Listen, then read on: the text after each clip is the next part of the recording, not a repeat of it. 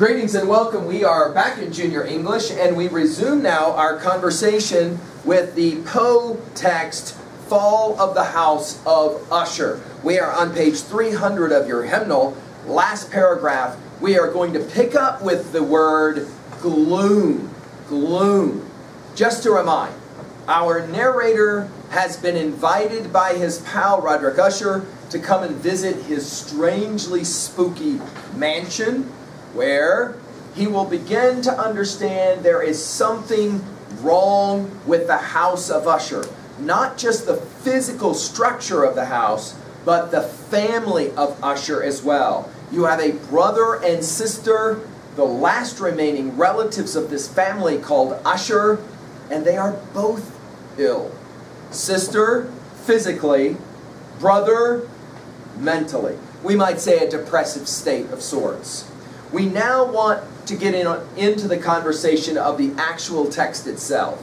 At level 2B, I would recommend that you write down the word conflict. And I want to remind you that there are two kinds of conflict we can see in stories. An internal conflict, character versus self, and an external conflict, character versus another character, character versus nature, character versus some idea or society. When we finish the story, we're going to ask, what do you see as the fundamental conflict of this story? And you might want to pause real quickly and just ask yourself this question. Up to this point, what do you constitute as the fundamental conflict of the story? Do you see it as an internal conflict, character versus self? Or do you see it as some kind of external conflict, character versus character, character versus nature, character versus some idea or society or the group? We're now back on page 300. Let's get back into the reading of the story. Again, just to remind, as you're picking up this reading, it is a very dense and tactically dense text. You really got to follow along closely. Poe loves his language and his vocabulary. It is a challenge to do this kind of reading, this level of reading. I really believe, however, as a junior student, it will reward you. So here we go, page 300. We'll pick up right with the word gloom. All right?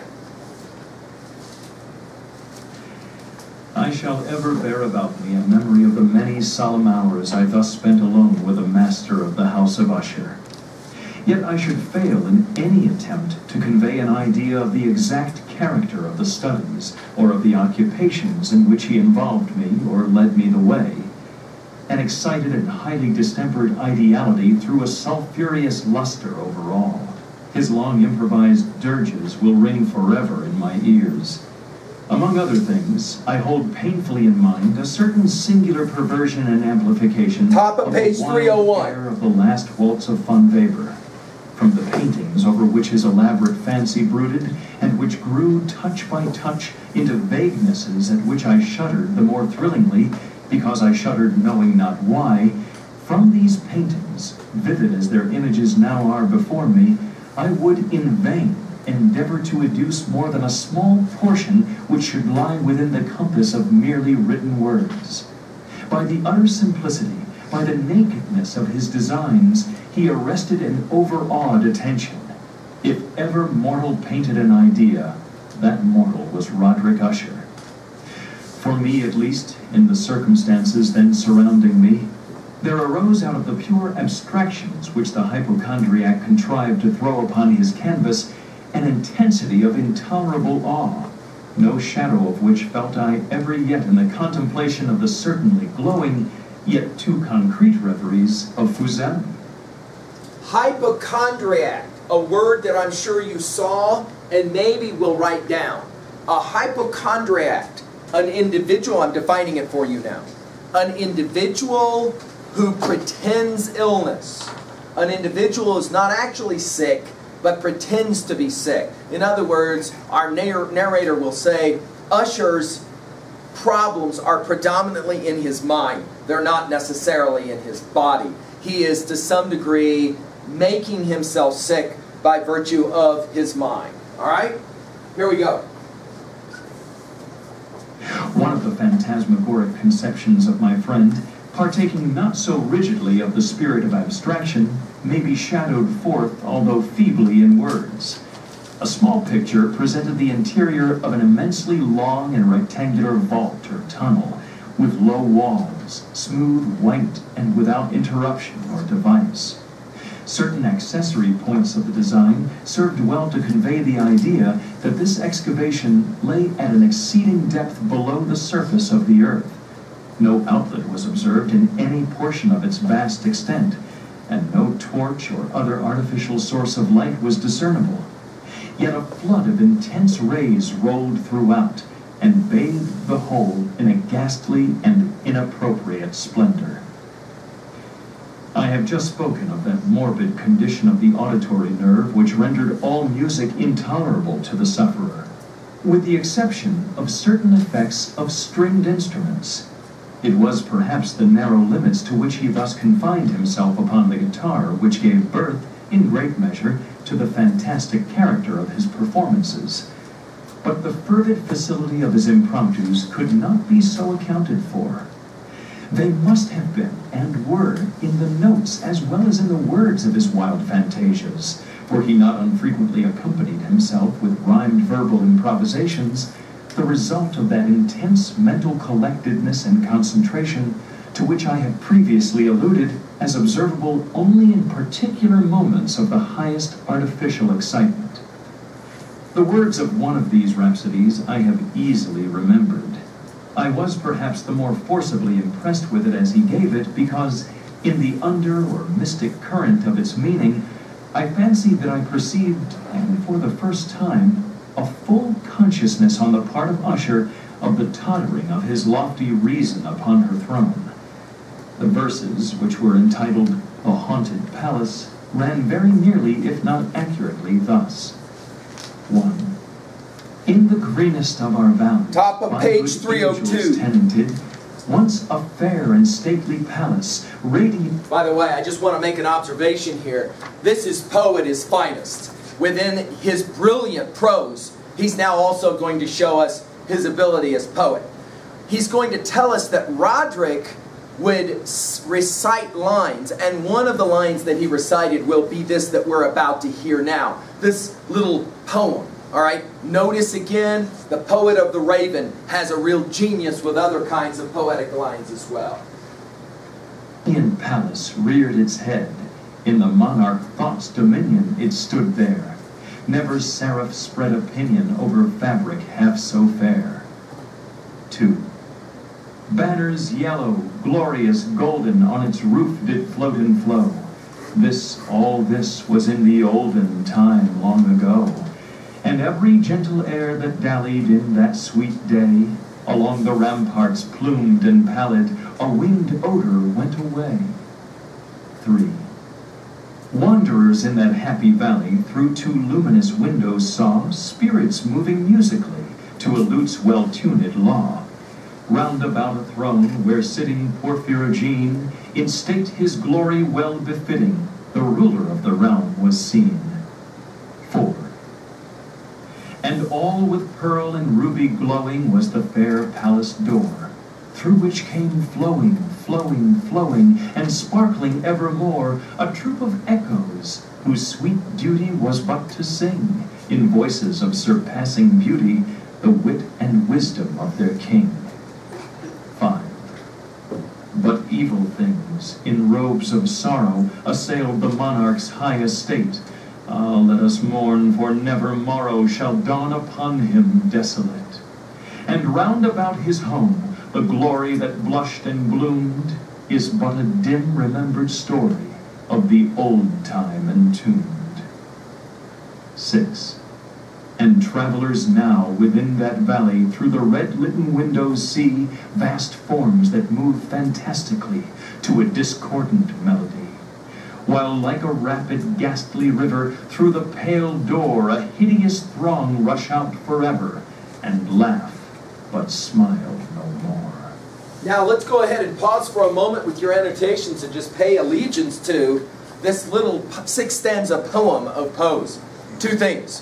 1, first of all, let's make sure that we are aware that right before this poem, the narrator reports that in the mansion, the haunted mansion, the house of Usher, quite literally, there was a tunnel that went under the ground, back somewhere. He said, I know not where, but it had this strange sense that something strange and energy was emanating out of it.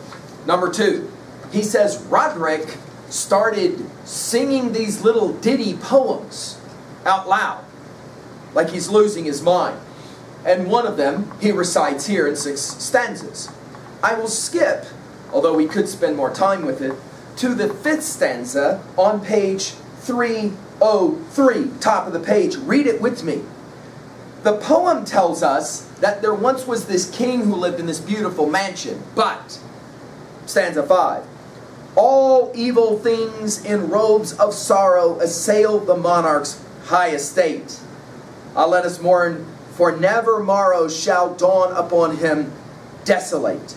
And round about his home, the house of Usher, the glory that blushed and bloomed is but a dim remembered story of the old time entombed.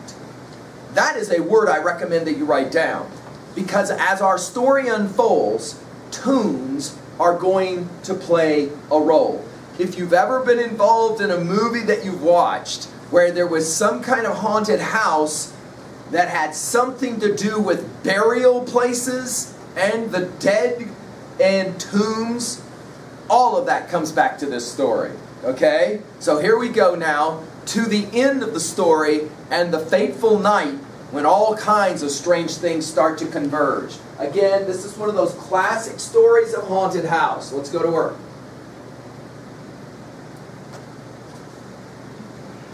I well remember that suggestions arising from this ballad led us into a train of thought wherein there became manifest an opinion of Usher's, which I mention not so much on account of its novelty, for other men have thought thus, as on account of the pertinacity with which he maintained it. He wouldn't change his mind. This opinion, in its general form, was that of the sentience of all vegetable things. But in his disordered fancy, the idea had assumed a more daring character, and trespassed under certain conditions upon the kingdom of inorganization. I lack words to express the full extent or the earnest abandon of his persuasion. The belief, however, was connected, as I have previously hinted, with the gray stones of the home of his forefathers. The conditions of the sentience had been here, he imagined, fulfilled in the method of collocation of these stones, in the order of their arrangement, as well as in that of the many fungi which overspread them, and of the decayed trees which stood around. Above all, in the long, undisturbed endurance of this arrangement, and in its reduplication in the still waters of the tarn. Its evidence, the evidence of the sentience, was to be seen, he said, and I here started as he spoke, in the gradual yet certain condensation of an atmosphere of their own about the waters and the walls. The result was discoverable, he added, in that silent yet importunate and terrible influence which for centuries had molded the destinies of his family, and which made him what I now saw him, what he was. Such opinions need no comment, and I will make none. Now, that paragraph has often been hard for my juniors, so let me try to explain it with a word picture. Look up at my podium here as I touch it. Can you imagine at all that this podium would have thoughts and feelings the way you have thoughts and feelings? You would say, no, because to have thoughts and feelings, you have to have a body with a brain. Right? Which begs a really interesting question about inanimate objects. For example, Ruthie's tree out in the courtyard. Does Ruthie's tree have feelings? It is alive. Does it have feelings the way you have feelings? My little Ash, my daughter, who now is not her daughter little anymore, used to get really mad at me when she was a little girl and I went out to prune the trees. I had to cut some of the branches off. And she would say, Daddy, how would you feel if somebody were to cut your arm off? Don't cut off the arms of the trees. It makes them sad. Little girl. Interesting question, though. Can inanimate objects, non-human objects, have sentience, feeling? Usher begins to say to our narrator, I got a feeling that this house is alive. It has feelings. And those feelings towards me are not good. To which the narrator's response is, dude, you're totally whacked out. He says, notice the last word at the bottom of page 303 is the word none. I'm not going to get into it, he says. But it's fairly obvious, he says, Usher thought stones that built the house were alive. They had feelings. They had thoughts. And those feelings and thoughts towards Usher, not good. Top of page 304. Here we go. Let's continue. Our books, the books which for years had formed no small portion of the mental existence of the invalid, were, as might be supposed, in strict keeping with his character of phantasm. We pored together over such works as the Bébête et Chartreuse of Gresset, the Belphegor of Machiavelli, the Heaven and Hell of Swedenborg, the Subterranean Voyage of Nicholas Klim by Holberg, the Chiromancy of Robert Flew, of Jean d'Indaginet and of De la Chambre, the Journey into the Blue Distance of Tieck, and the City of the Sun of Campanella. One favorite volume was a small octavo edition of the Directorium Inquisitorium by the Dominican Aymeric de Geron, and there were passages in Pomponius Mela about the old African stairs and Egyptons over which Usher would sit dreaming for hours. His chief delight, however, was found in the perusal of an exceedingly rare and curious book in Quarto Gothic, the Manual of a Forgotten Church, the Vigili Mortuorum Secundum Coram Ecclesiae Maguntia. Now I want to point out, Poe is showing off, so you might write that down. Poe is showing his brilliance as a reader. Books for Poe are like the air that you breathe. So he is going to say, Usher and I were students together. We love books. And so we read lots of books while I was there in this situation. These books all have in common one thing, and that's all you need to write down. The books at level 1, the books that they read together all had in common one thing. Dark, oppressive, sad, melancholy. Our word before was gloom. Gloomy books. All of them had the same feel to them. And he says, the narrator, Usher loved to read these weird books about strange things happening. We'll keep going.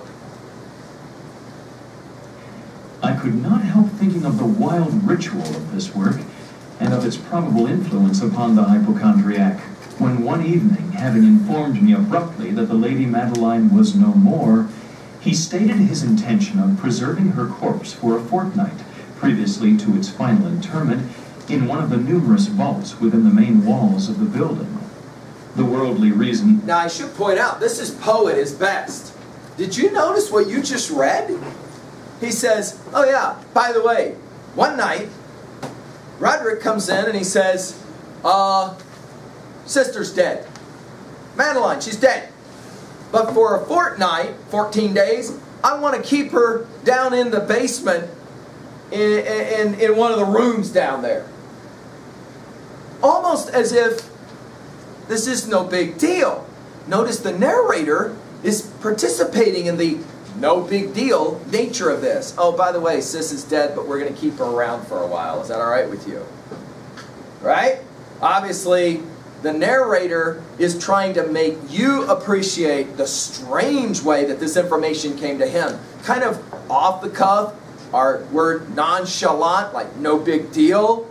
Oh yeah, sis is dead, and we're going to keep her around down in one of the basement, under the ground, one of the rooms down there. If that's okay with you. Let's just keep her for a while.